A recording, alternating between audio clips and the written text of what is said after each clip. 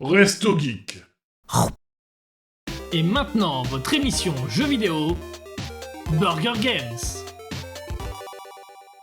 Les Game Awards, du coup. Donc, parlons déjà des gagnants. Et du grand gagnant, surtout Astrobot de l'année 24. Bon, mérité quelque part, même si d'autres jeux le méritaient aussi, Ouais. mais pour un petit jeu qui est sorti un peu de nulle part quand même, parce que bon, il était en préparation, mais personne ne savait qu'il sortirait aussi vite, une fois l'annonce faite. Moi, je l'ai fait. Honnêtement, j'ai pas d'avis sur cette nomination parce que, bon, honnêtement, j'ai maté le jeu en entier sur YouTube et en vrai, j'aimerais bien y jouer. J'ai pas de Ouais. PS5, lol. Par contre, honnêtement, il fait envie et je trouve que, je pense qu'il mérite une place. Est-ce que c'est le meilleur à côté des autres jeux nominés? Ça, c'est la grande question. Beaucoup de gens ont voulu que ce soit Elden Ring. Le truc, c'est que Elden Ring, c'est un DLC et j'ai été très content de leur décision d'exclure les DLC. Même si c'est des standalone, au bout d'un moment, les DLC, il faut arrêter. Mais C'est c'est des pas un extensions du standalone Shadow of the Heart en plus. Non, c'est ce que je veux dire par standalone, c'est que si, imaginons, demain, on a un jeu dont le DLC est un standalone, parce que, par Ouais. exemple, on pourrait imaginer que leurs espèces de Battle Royale Souls qui vont sortir, là, dont j'ai perdu le nom, c'est un standalone. Imaginons que tu peux l'acheter en séparé et y jouer sans jeu de base. Et ça, pour le coup, le Elden Ring qui va sortir en standalone, un peu Battle Royale, je crois que ce sera un standalone, justement. Ah ok, d'accord. Bon, mais du coup, là, en effet, c'est un DLC. Alors oui, c'est un DLC qui a la taille d'un jeu, c'est un argument qui a été sorti 1001 fois sur Twitter. C'est un DLC quand même. Il faut avoir fait le jeu de base. Ça reste un supplément et c'est un truc qui est une extension, au même titre que fut une époque, j'avais l'extension de Diablo 2 qui tenait sur un deuxième CD. Ouais. C'est une extension du jeu de base. Bah, je suis d'accord Donc, avec toi, surtout qu'en plus, comme tu dis, c'est un prolongement de l'expérience d'Elden Ring, et surtout que si il n'y avait pas le jeu avant, enfin que si Shadow of the Heart n'était que Shadow of the Heart, qu'il n'y avait rien ouais, d'autre, tout seul, ce serait pas suffisant pour un jeu de l'année. exactement. Du coup, restent les gros nominés du type FF7 Reverse. C'est un jeu qui a énormément de défauts et qui, honnêtement, pour moi, ne me donne absolument pas envie de jouer tellement ça a l'air d'être chiant à mourir.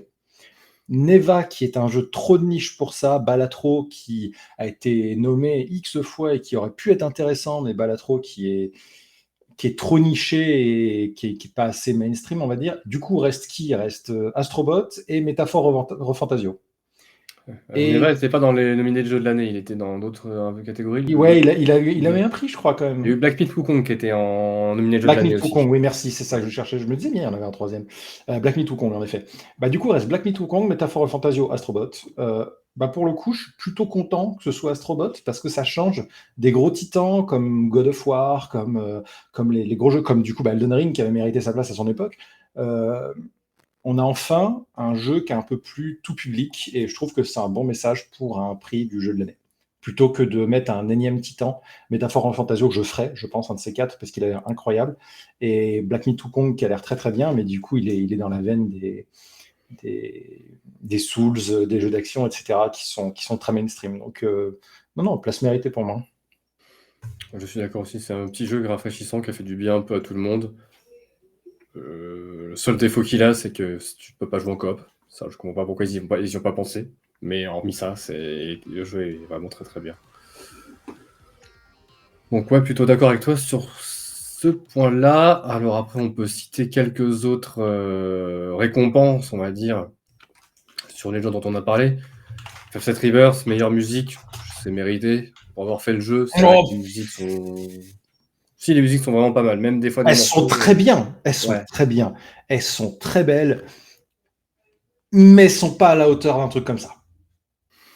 Ouais, je sais pas, il y Honnêtement, avait qui en face. Je sais plus, il y avait qui en face pour les meilleures pour la musique, musiques. je sais pas, mais Si, un jeu qui aurait pu mériter, c'était Stellar Blade. Il y était. Stellar Blade a des musiques magnifiques. Mais pas dans le même style que Final Fantasy VII. Et Final Fantasy VII Rebirth, en fait, c'est pour l'avoir fait. Si je dis pas de conneries, il y a cette espèce de... Comment dire de musique dynamique. T'es dans une zone, t'as un morceau qui se joue à une certaine intonation un peu faible. Tu croises un ennemi, c'est le même morceau et qui part dans des grosses orchestrales, ce genre de choses, ouais. tu vois. En fait, le problème moi, que j'ai surtout avec FF7 Rebirth, c'est que c'est FF7, on l'a vu à toutes les sauces. On a FF7, l'original. Ils avaient fait un remake en HD. On a ce jeu-là. on a eu Crazy Score, on a eu le truc sur téléphone, on a eu 1 milliard de remixes de toutes ces musiques, et celles-là, pour moi, ne sortent pas du lot des remixes, parce que les musiques originales sont déjà iconiques et gravées dans le cœur des joueurs qui ont fait FF7 premier du nom. Et en fait, c'est le côté, un remake à gagner sur cette catégorie qui te dérange, du coup. Un peu. Un remake de J'ai musique écouté qui toute fait la déjà, bande son. J'ai Ouais. écouté toute la bande son. Il y a quelques thématiques, franchement, qui sont assez cool, notamment le thème, le nouveau thème du coup de la planète, qui est mêlé au thème de Genova, que je trouve absolument excellent. Mais par contre, les musiques généralement sont pas si incroyables que ça. Même le thème de Sephiroth, on a l'impression que c'est un repompage fait par un fan sur YouTube. Avec Le un thème de orchestre. Sephiroth, personnellement, je l'apprécie pas spécialement, mais ce n'est que mon opinion. Mais bon, Ouais. en soi, ça méritait, je pense. Ensuite, on a eu Métaphore Fantasio qui a eu la meilleure narration, la meilleure DA et le meilleur RPG. Alors, ça donne encore plus envie d'essayer de le tester. Trop. Et il me semble que, en plus, je peux avoir la démo. Je crois que je pourrais y jouer 3 heures, la démo. Ouais, faudrait que j'y pense. Neva, meilleur Game for Impact. Donc, le jeu le plus Mérité de impactant. fou. Et Balatro, meilleur jeu indé, meilleur premier jeu indé aussi. Je n'ai pas joué à Balatro, tout le monde a dit que c'était fou, mais moi, c'est pas un jeu qui me Je donne ne l'ai envie, pas mais je fait. découvre. Je me suis renseigné pour le truc. Apparemment, c'est génial. C'est pas trop mon type de jeu, mais je suis très content qu'un petit jeu indé comme ça ait réussi à faire autant de bruit pour les Game Awards. Donc, gros big up à eux. Tipody, c'est le concert symphonique du jeu de base qui a gagné le Gen 1. Oui, en effet. Ouais. En fait, c'est la musique du jeu de base en concert symphonique. Dans ce cas-là, prenons Pong, faisons un concert symphonique de Pong, et ça fait un tube. Non, faut arrêter. Tout comme Masmarino qui a dit l'histoire et la musique sont superbes. Alors la musique ne peut que être superbe vu que c'est la musique de FF7 qui était un banger à son époque, et l'histoire est géniale. T'étais où quand FF7 1 est sorti? Parce que l'histoire, elle est cool, oui, mais l'histoire on la connaît. Et l'histoire de FF7, ce qui est ouf avec l'histoire de FF7, c'est qu'aujourd'hui encore, elle est ultra actuelle, puisque c'est une grosse thématique de ça de l'écologie. modification quand même, il y a d'autres choses en plus, Sonata. Oui, je suis allé mater les cinématiques, je suis allé mater les différences, notamment il y a un personnage insupportable dans Rebirth qui te donne des quêtes annexes à chier. Chadley. Merci pour les modifications. Chadley. Oui, il était là dans crever Remake, Chadley. et je pense que c'est le pire personnage de jeu vidéo qui a jamais été inventé. Voilà, va crever Chadley. Mais c'est comme les gens qui se sont plaints que Le Seigneur des Anneaux, on en fait 3 épisodes pour le Hobbit, sur un livre qui fait genre 250 pages. FF7, c'est un jeu long, mais là, ça traîne une vache. Une vache qui est déjà bien traite, parce que des jeux sur FF7, il y en a eu. Et des produits dérivés sur FF7, il y en a eu. Il y a un film, il y a un animé, il y a un jeu vidéo sur téléphone de l'époque des Nokia. Il y a des jeux téléphone mobiles, il y a d'autres jeux, Dirge of Cerberus pour ne pas le citer parce que c'est un de mes préférés malgré le fait que c'est un gros jeu de merde. After Crisis, Crisis Core, enfin, ils ont Cloud mais devenu insupportable parce qu'ils ont trop voulu récupérer une licence et traire une licence alors que putain, le jeu qui méritait un remake, c'était FF8. Bref. T'es pas le seul à le vouloir, je crois. Mais parce que c'est un jeu imparfait, c'est ces jeux-là qu'il faut remake et pas les jeux qui sont déjà aujourd'hui. Mais par pitié, vous n'avez pas fait FF7, refaites FF7 sur PS1. Si je l'ai fait il y a pas longtemps, on en parlera pas. Mais oui, mais c'est un jeu grave. C'est un jeu incroyable. Aujourd'hui encore. Ça marche. Bon, ça c'était, on va dire, les principaux gagnants. Mais la grosse partie moi qui m'intéressait, en tout cas, et qui nous intéressait tous les deux, c'était les annonces des développeurs, éditeurs et compagnie. Notamment Naughty Dog qui a enfin annoncé sa nouvelle licence sur laquelle il travaille, qui est Intergalactic. Il y a un sous-texte à ça, j'ai totalement oublié, qui s'appelle... Attends, je vais retrouver...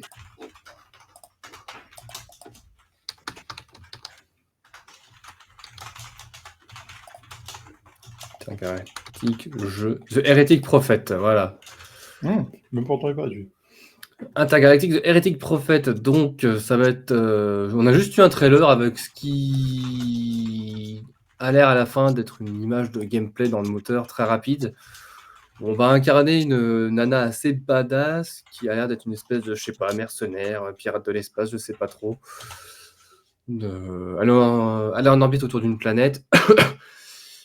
Sur un vaisseau, ça a l'air beau, ça a l'air narratif, ce que fait Naughty Dog habituellement. Avec cette vibe un peu années 80, en espérant que ça leur soit pas trop... Enfin, j'espère que ça leur profitera parce que cette vibe-là, on va dire un peu années 80, ça a été pour moi beaucoup traité et beaucoup surtraité, on va dire, avec les Gardiens de la Galaxie, par exemple. Ouais. Donc, espérons que ça marche bien dans ce jeu-là. Je sais pas ce que t'en penses, Sonata, toi. Moi, je suis d'accord, ça m'a intrigué. Ça m'a intrigué. Après, c'est Naughty Dog. J'attends de voir. On a trouvé. C'est Naughty Dog. Et Naughty Dog, ça reste des spécialistes de la narration en type jeu d'action-aventure. Souvent, c'est fluide, ça se joue bien. Donc, je m'attendais pas à un thème comme ça, mais c'est bien qu'ils sortent un petit peu des Uncharted et Last of Us. Je suis complètement d'accord. Moi, je suis très très content qu'ils fassent un truc comme ça. Il y a une vraie prise de risque. Ouais. C'est vraiment cool. Ça, moi, la bande-annonce m'avait surpris. Quand j'ai vu Naughty Dog, j'ai fait what? Donc, non, très très très cool. Et enfin, qu'ils partent là-dessus que sur un Last of Us 3. Alors oui, en effet, il y a un côté. Je vois totalement ce que tu veux dire par les Gardiens de la Galaxie. Il y a un côté vraiment espace, mais années 80. Ouais, c'est très très mis en avant. Mais pourquoi pas?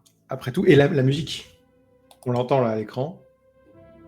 Il y a un côté Alien 1 et 2000 ans l'Odyssée de l'espace qui je trouvais incroyable. Je pense sincèrement que je pense y jouer à celui-là.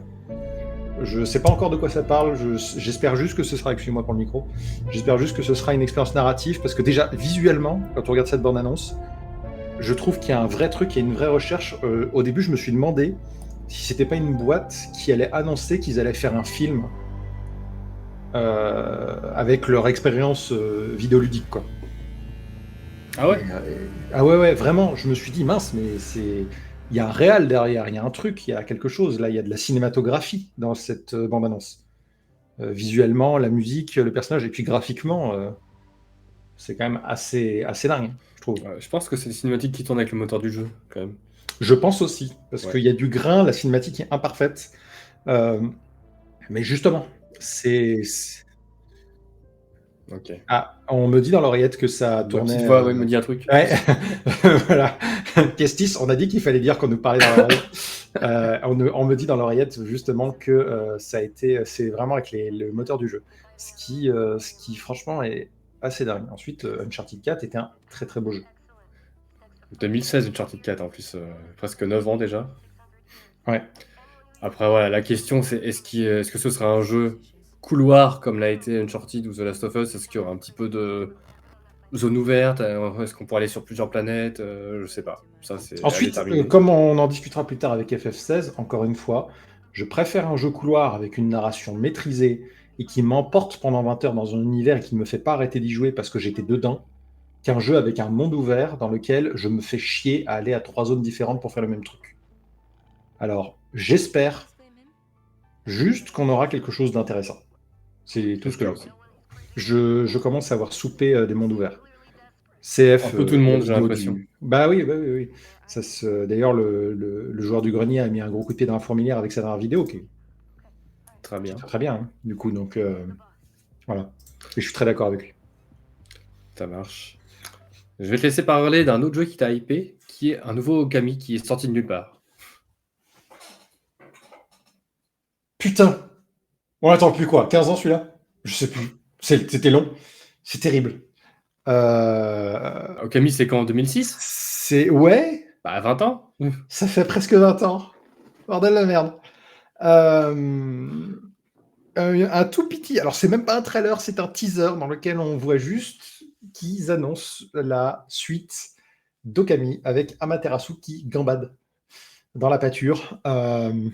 Avec une DA un peu particulière sur le trailer, on ne sait pas si ça va être la DA du jeu, si c'est juste... Je pense que ça va être très inspiré de ça, puisque le premier, déjà, c'était il y avait un gros accent sur le cel shading, et le fait que l'apparence du jeu, c'était le côté peinture japonaise traditionnelle, avec le pinceau à la grosse encre noire. Donc maintenant, avec les moyens graphiques actuels, s'ils font quelque chose d'assez ouf, c'est quand même Alors, je sais qu'ils font pas tout bien, mais c'est quand même Capcom derrière. Ils ont fait beaucoup de remakes, ils ont fait beaucoup de trucs comme ça. Par contre, dernièrement, ils ont fait les Resident Evil, qui sont incroyables. Donc, j'ai de l'espoir, surtout qu'Okami, c'est pas un petit jeu à sortir et à annoncer comme ça. Hein. Je pense pas que ce soit un truc qui a été balancé comme ça en mode putain, il nous faut un jeu, qu'est-ce qu'on a sous le manteau? Putain, Okami, les gars. Sinon, on aurait eu Okami 2 il y a 10 ans. Donc, perso, hypé de fou. Et j'ai surtout très hâte de voir les premières images de gameplay. Parce que pour l'instant, on ne voit rien. Mais voilà, c'est juste. Tu sais que je crois que je te l'ai dit, Sonata Camille, je l'ai sur Switch. Puis en ce moment, je suis en train de. Je suis dans ma période où je vais sur les jeux du passé que j'ai jamais fait. Oui. FF7, Bayonetta, que j'avais fait il n'y a pas longtemps. Et Okami, il faudrait que je me le fasse. Il faut que je prenne le temps de me le faire aussi. Et à chaque fois, je suis pas déçu sur ces jeux-là. Donc il faut que je fasse le premier un jour. Et peut-être que le 2 me fera envie quand il va sortir aussi, du coup. Bon, voilà, je suis saucé de fou. Et par pitié, fais-le. C'est un jeu incroyable. Il a des défauts. Ouais, bah. Mais Tous les jeux marquants ont des défauts. Hein. Ouais. Bah, la preuve, il a marqué tellement de joueurs. Vraiment, c'est un truc de fou. Hein. Okami, il a marqué un nombre de joueurs impressionnant. Je remarque par contre que du coup, je ne savais pas, surtout que moi, je suis pas mal au courant de ce genre de conneries. Masmarino dit que pour le jeu d'avant, donc Ouais. comment il s'appelle, Intergalactique, Ouais. il y a eu du bashing sur son héroïne. Oui, parce que l'héroïne n'est pas très féminine, du coup, Mais on s'en fout! les gens ont appelé au côté ouais, trop woke, machin, etc. Ça n'a pas plu, on va dire, à certains dans les joueurs ou dans la presse, tu vois. En fait, ce qui inquiète, je pense, les joueurs, c'est est-ce qu'ils ont fait une héroïne de ce style-là parce que il fallait coller au côté woke, ou est-ce que l'héroïne va avoir quelque chose d'intéressant à raconter, tu vois. Bah, pour le coup, avoir une femme qui se rase la tête dans l'espace parce qu'on est dans le putain d'espace, ça me paraît très logique, vu qu'il y en a plein qui font ça dans les astronautes pour le côté pas pratique d'avoir des cheveux. D'ailleurs, récemment, j'ai maté une vidéo sur comment ils se lavent les cheveux dans l'espace et ça explique très très bien pourquoi ils se rasent la tête avant de partir dans l'espace. Parce que c'est très chiant. Donc, du coup, Dans l'absolu, je vois ce que tu veux dire. on Après, joue est-ce encore qu'ils une vont parler de femme, ça dans mais le on jeu? s'en Je ne fout. sais pas, mais je pense que oui, Naughty Dog, c'est des pros de la narration. Alors, C'est qu'il y a ouais. Alors là, par contre, je suis totalement d'accord avec Masmarino. Ouais. Le bashing est stupide. Je ne comprends pas. Moi, je m'en fous de jouer un homme ou une femme Ouais, du moment que pareil. le personnage raconte quelque chose d'intéressant. Donc, et par exemple, Aloy, c'est une femme qui est physiquement imparfaite. Et ben justement, c'est pour ça que je l'adore, parce que je l'ai trouvé dans ce. Moi, c'était la première fois dans un jeu, je me disais, putain, Aloy, elle est pas. Physiquement, elle est super intéressante parce qu'elle fond dans l'univers. C'est un personnage de cet univers. C'est pas une énième nana ultra canon avec des énormes boobs. Et pourtant, un de mes C'est jeux pas Lara préférés, c'est Croft. Xenoblade 2, donc dire à quel point je suis un beauf. Mais ouais, c'est pas Lara Croft, tu vois. C'est pas Lara Croft. Et encore, dans les remakes de Lara Croft, ils se sont calmés. Hein. Donc, Ouais, non, mais c'est. on a le droit de se demander, tu sais, les premiers Tomb Ah. Raider, j'ai pas joué au premier Tomb Raider, enfin j'avais joué au 4 sur le PC de mes parents. On va dire un des arguments qui a fait vendre Tomb Raider, bon bah c'est le côté Indiana Jones, mais c'était Lara Croft aussi, parce que moi le gameplay des premiers Tomb Raider, je le trouve affreux, tu vois. Ça y est. Mais du coup, ouais, bah, je suis. Enfin, je comprends. Surtout que je comprends pas le bashing sur une vidéo qui dure 1 minute. Voilà. Sur Dustborn, qui a fait du bruit de fou et que je pense que je vais faire pour l'expérience, pour voir pourquoi il s'est fait bâcher ce jeu. Je veux bien comprendre, parce que déjà, rien que les bandes annonces et tout, franchement, ça pue du cul. Par contre, là, sur juste un personnage dans l'espace, sur une cinématique qui, franchement, transpire les films des années 80-90, je comprends pas. Donc, non. Bon, du coup, on passe à autre chose. On ne sait rien du personnage, ouais, je suis totalement d'accord avec Kiko. Ouais. Bon, la grosse annonce. The Witcher 4, ça aussi on Ah. l'attendait, enfin, une cinématique, enfin là c'est qu'une cinématique du coup, enfin un Qui trailer subit du bashing woke parce qu'on joue une femme, bordel de merde. Ouais, mais là c'est une femme qui est bonne, c'est différent. Bah non, pour le coup, la plupart des gens font la gueule parce que justement, dans la cinématique, elle est pas si belle que ça. Et j'ai envie de dire, Oui, j'ai ah, cru les gars, comprendre c'est ça aussi, Siri. qu'elle avait un visage différent de The Witcher 3. Oui, mais c'est pas grave. Alors oui, dans The Witcher 3, Ciri, elle est mignonne.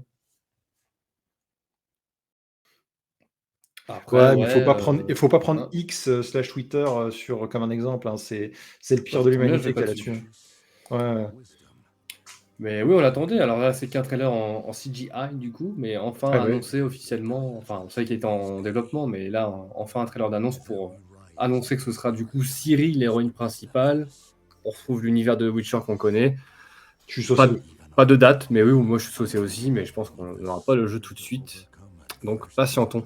Parce que de toute façon, Bah, avec CD Projekt, si on patiente pas, on va avoir un Cyberpunk numéro 2. le seul truc, pour moi, le truc, c'est qu'en fait, le problème, c'est pas patientons pour CD Projekt. C'est pas les joueurs qui font que CD Projekt sort les jeux à la va-vite.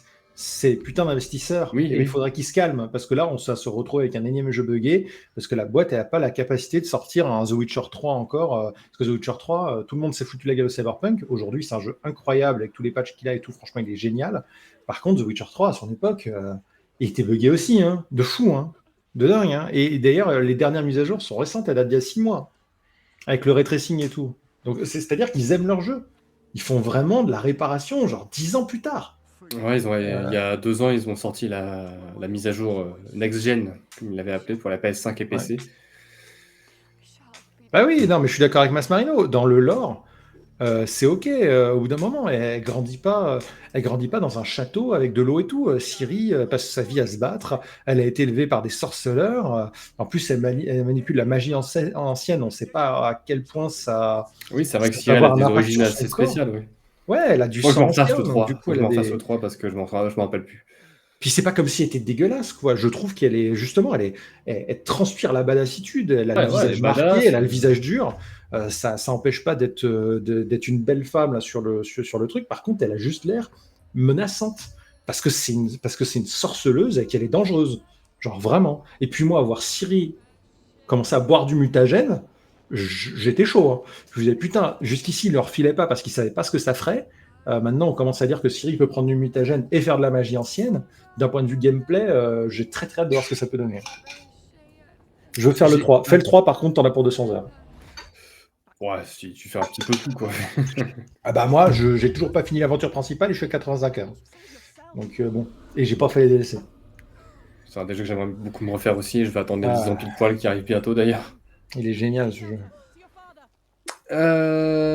J'avais noté en annonce intéressante Split Fiction. Alors ça, je sais. Ah si, je sais ce que c'est. Ça va être le C'est nouveau le jeu par des créateurs d'It Takes Two. Yes.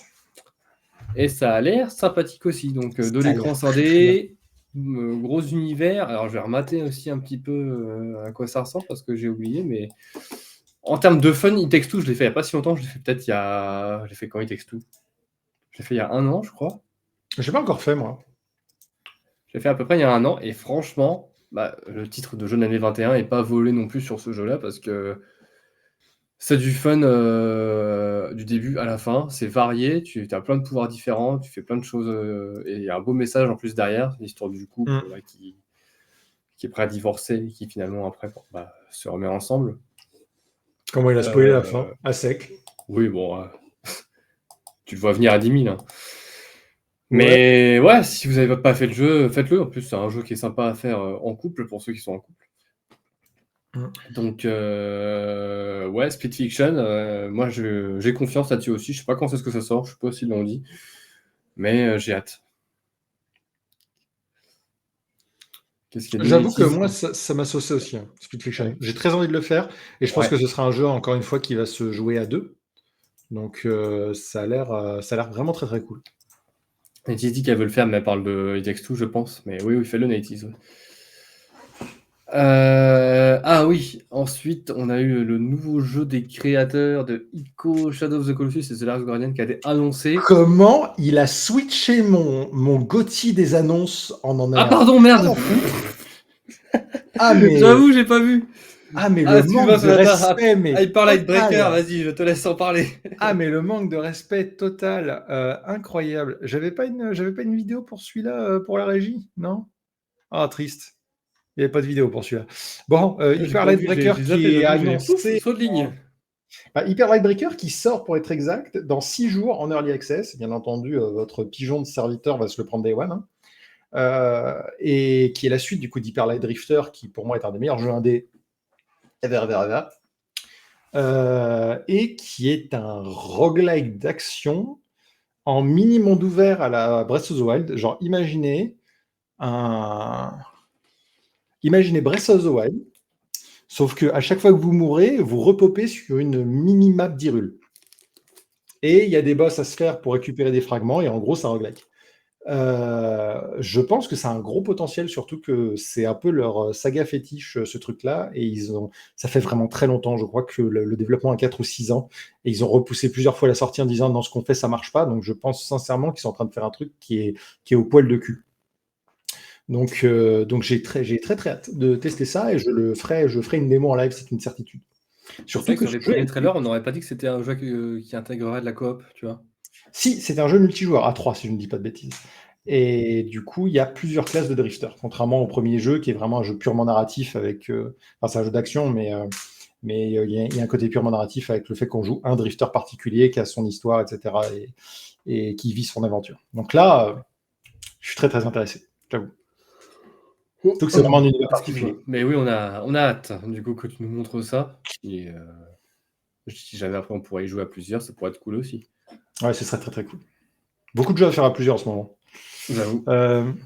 Du coup, Donc, vas-y. du Fais coup, ta oui, merde. je disais, le nouveau jeu des créateurs de Ico, Shadow of the Colossus et The Last Guardian, on a eu une vidéo qui nous montrait un petit peu l'ambiance, avec un côté un peu SF, etc. Mais on n'a pas de nom, on ne sait pas du tout comment le jeu va s'appeler. Donc, j'ai pas grand-chose de plus à vous dire là-dessus.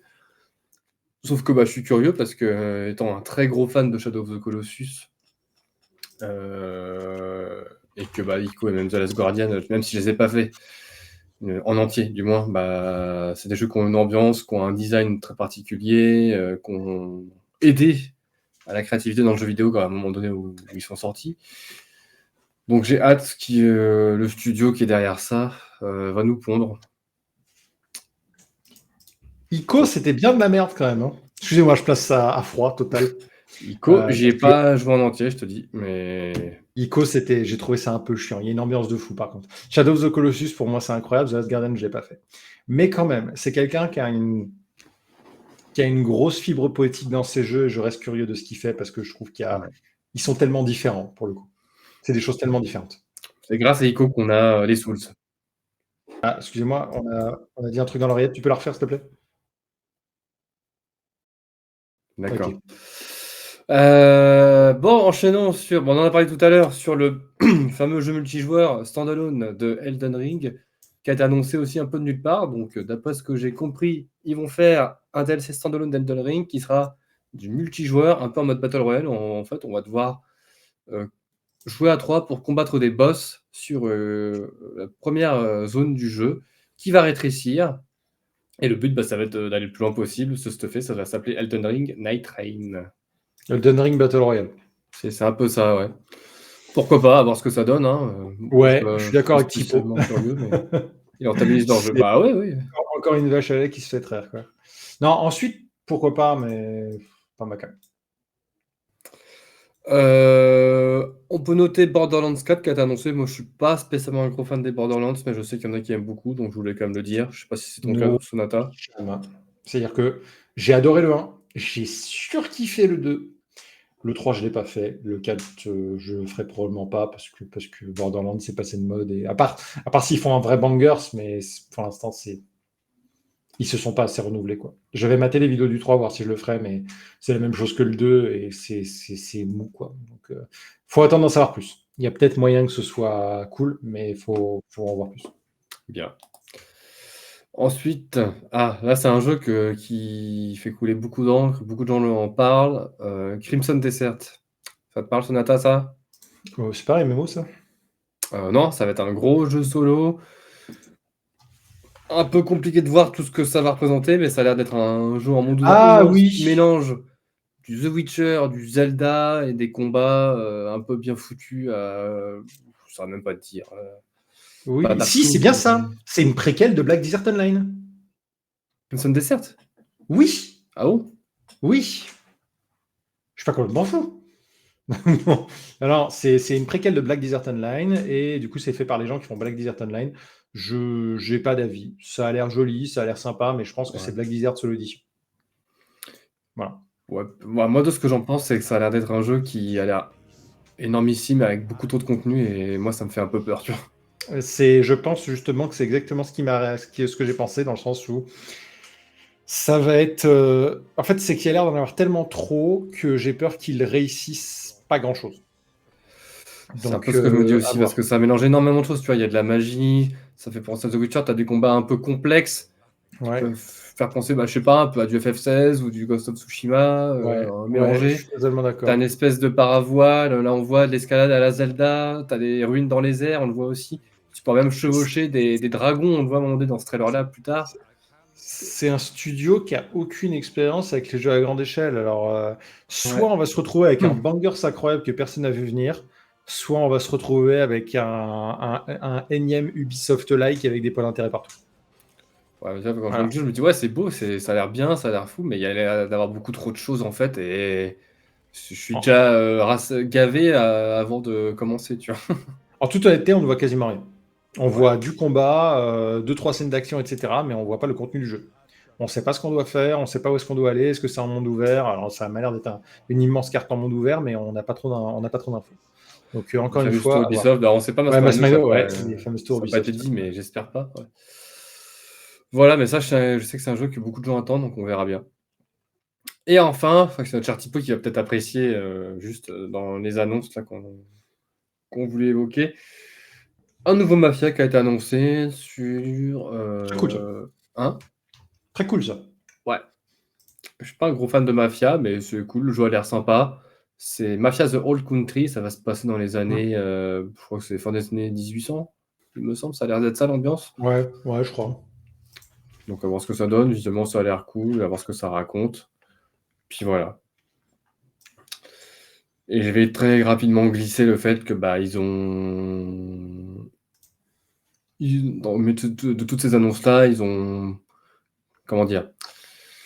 Ils ont voulu ressusciter plein d'anciennes licences qui étaient mortes depuis un moment, comme Turok, Virtua Fighter, Okami, on en a parlé tout à l'heure. Et puis. Putain, l'annonce au KLM d'un nouveau Virtua Fighter comme ça, là. Ouais, voilà. Genre, une licence qui est, qui est née et morte sur Dreamcast, quoi. Incroyable. Putain, sur Saturn, pardon. Au-delà Bref. de tout ça, l'événement des Game Awards en lui-même, le sujet que je voulais soulever, comme beaucoup de gens ont l'air de soulever aussi, tu vas me dire ce que tu en penses, c'est que c'est un événement qui est devenu beaucoup médiatisé. Et au final, il y a des jeux qui sont là, d'autres qui mériteraient peut-être plus être là, enfin qu'on en parle, qu'on parle pas. C'est aussi devenu un nid à annonces pour les éditeurs et les développeurs. D'où les joueurs, on a l'impression qu'on a peu d'impact sur les votes qu'on va faire par rapport à ce qui est décidé à l'avance par la presse. Qu'est-ce que tu en penses, toi, de ça? Et dans le chat, vous en pensez quoi? En toute honnêteté, j'ai pas grand-chose à dire de plus que ce que tu as dit. Je suis un peu d'accord. Ok. Très médiatisé. Je trouve que les gens qui sont choisis pour... En fait, on n'a pas trop de visibilité sur qui est choisi pour choisir quel jeu va gagner et quels sont les critères. Ça manque de transparence, ça manque peut-être d'interactivité avec le public. Est-ce que ce serait pas intéressant d'avoir des catégories hybrides, comme par exemple le jeu qui a fait le plus de ventes cette année-là? Parce que mine de rien, c'est con, mais ça peut être un indicateur de qualité. Des fois, non, mais des fois, la majorité du temps, quand même. Alors oui, on se retrouverait peut-être avec des Call of tous les ans, mais écoutez, les Call of, ça fait partie des jeux les plus vendus et il y a probablement une bonne raison à ça. Pareil pour les FIFA. Hein. Donc, Oui, etc., etc. Forcément, je cite ces deux gros exemples de gros beaufs, de connards, de geeks élitistes que je suis, mais on peut parler d'autres jeux, hein, mais c'est les deux exemples qui viennent en tête. Mais il y a peut-être. C'est pareil, Typo écrit, c'est voté par les gens du milieu. Mais c'est qui ces gens du milieu? C'est qui? Choisi par qui? Donné par qui? Parce que derrière, il y a tout un côté médiatique. Et forcément, il y a des billets qui sont donnés pour passer telle ou telle porte et avoir son jeu ou pas. Et les petits jeux, je parlerai d'un de mes jeux de cette année. Je pense que ce jeu aurait mérité sa place parmi certains excellents jeux dans les catégories des jeux indés. Mais les jeux indés, personne n'a rien à foutre. Le fait, par contre, que Balatro soit arrivé là-haut, c'est incroyable. Incroyable. Donc, soit c'est devenu trop médiatisé, soit ça l'est pas assez, parce que je pense que ça mériterait plus de jeux, plus de catégories. ouais, après, Visibilité. c'est une annonce qui reste. Ouais. C'est une émission qui reste un peu spectacle aussi, et peut-être qu'ils n'ont pas En soi, ils n'ont pas le temps de parler de tous les jeux, peut-être, ou ils veulent pas le faire pour garder le public un petit peu. Enfin, pour pas les endormir et pas que ça dure 10 heures non plus, quoi. Mais Le fait que ce soit un IA annonce, ça me dérange pas. Parce qu'honnêtement, qui n'aime pas avoir plein de bandes annonces trop cool sur plein de jeux? j'avoue. Ça me gêne pas. Honnêtement, ça me gêne pas. Voilà. Et puis derrière, on a eu des moments d'anthologie, hein, comme Christopher Judge qui, devant tout le monde, lors de la nomination de God of War, regarde avec la lettre, le gamin, il fait Boy! Enfin voilà. Bref, il y a des bons moments aussi, quoi. Ensuite, je les regarde pas, je regarde juste les résultats. Moi. Je regarde pas Ça le passe show. à des heures à chaque fois où c'est compliqué de les regarder pour nous, en tout cas. Voilà, bon, on a dit ce qu'on voulait dire là-dessus, donc on verra comment évolue l'événement, mais après peut-être qu'un jour il y aura plus d'événements autres, peut-être aussi, qui parlera des jeux un peu plus Ouais. niche, ce serait pas dégueu comme délire.